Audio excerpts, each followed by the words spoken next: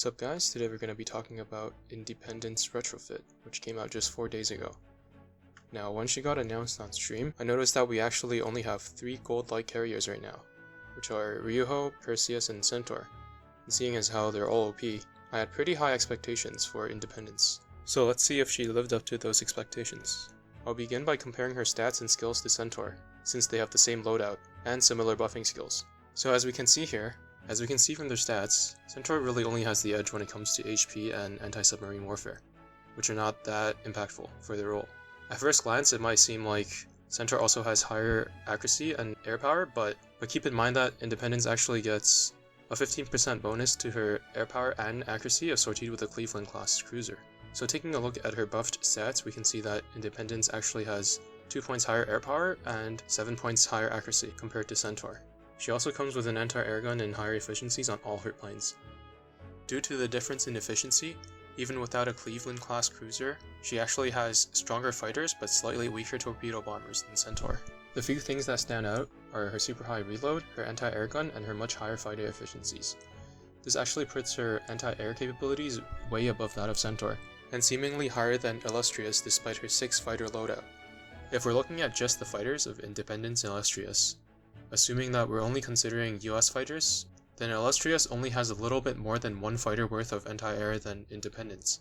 This means that her AA gun alone should be able to put Independence's anti-air capability above Illustrious, although I'm not 100% sure on the math. But if we now throw Wyverns into the mix, then there's no contest, and Independence is the best main fleet anti-airship in the game. Next, let's take a look at their skills.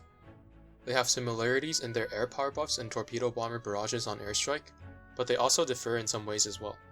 Independence offers a reload buff to carriers, which is extremely rare and invaluable in squeezing out an extra airstrike before the end of a fight.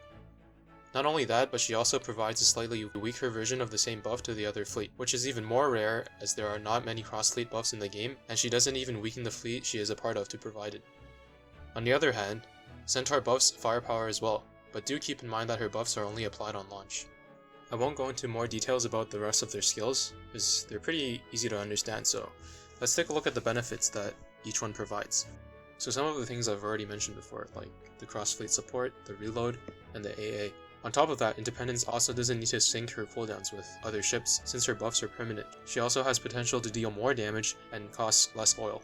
Finally, her higher reload makes it easier to desync with other ships, which could be very useful when fighting multiple waves of enemies, like in most mobbing situations.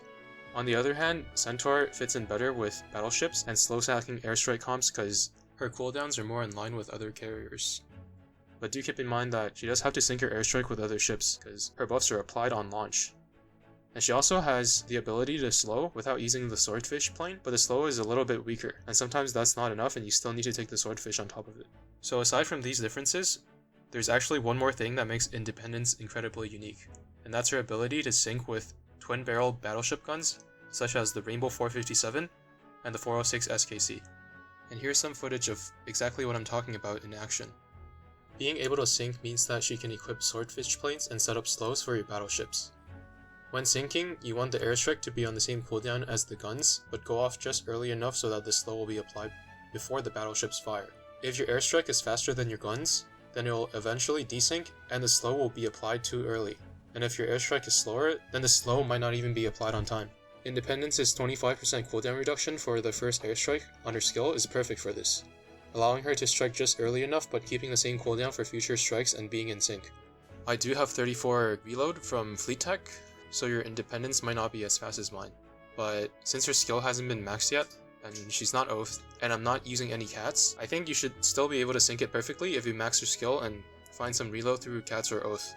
Being able to sync with twin barrel guns is very helpful for ships with strong barrages and want to take a faster gun, but wouldn't be able to receive any slowing support if they did.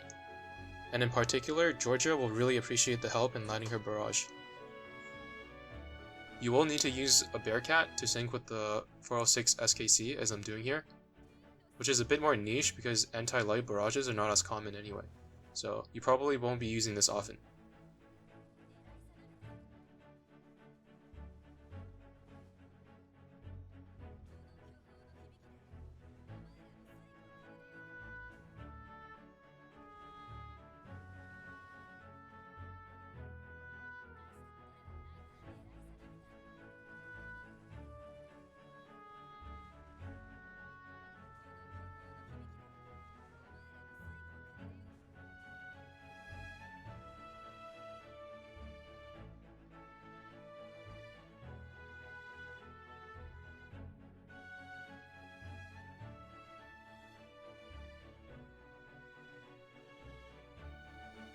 As a bonus, I tried using Centaur to do the same thing, but even though I'm using skyrockets and tanking all of her damage, she still can't get fast enough to apply the slow for Georgia.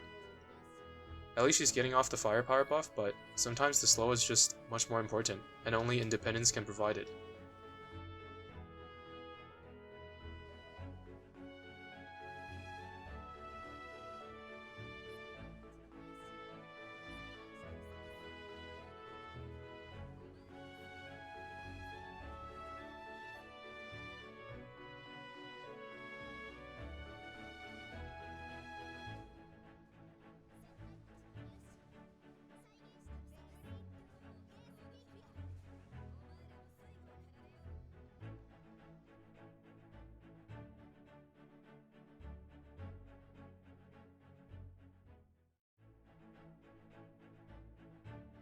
So in conclusion, I highly recommend Independence Retrofit to everyone, regardless of whether you're a new or a veteran player, because she has a lot of uses and she's especially helpful in late game chapters. I think that she does meet my expectations, and once again, Gold CVL OP. Thank you for watching, see you soon.